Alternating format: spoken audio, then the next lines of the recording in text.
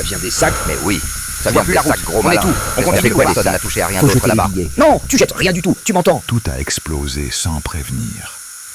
Une lueur rouge, violente, a envahi la voiture comme un incendie. Le sac a éclaté, projetant une fumée dense, étouffante. On a crié, tous en même temps, sans comprendre. Je ne voyais plus la route, plus le tableau de bord, juste ce rouge qui avalait tout.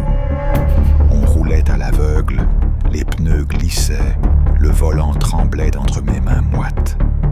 Le moteur hurlait, la voiture dérivait, et moi, je sentais le sol se dérober sous nos plans.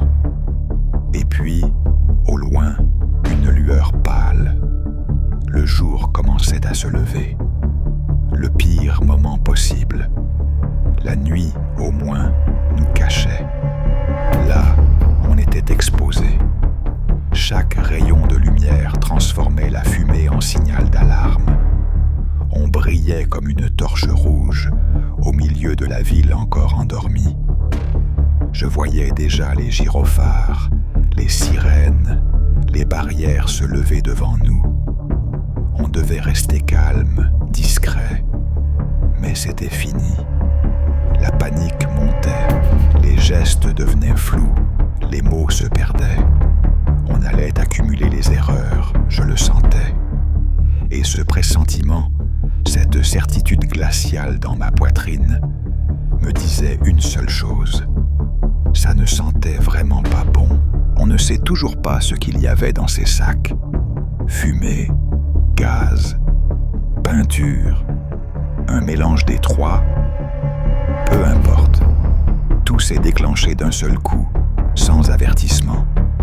L'air est devenu irrespirable, saturé d'une odeur métallique, d'un goût de panique. Je sentais mes poumons brûler, ma gorge se serrer. On savait qu'il pouvait y avoir des traceurs, des balises, quelque chose pour nous repérer.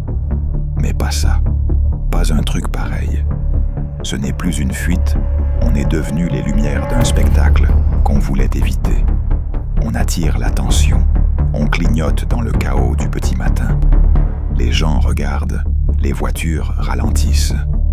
Le plan tombe à l'eau. Plus rien n'est discret, plus rien n'est contrôlé.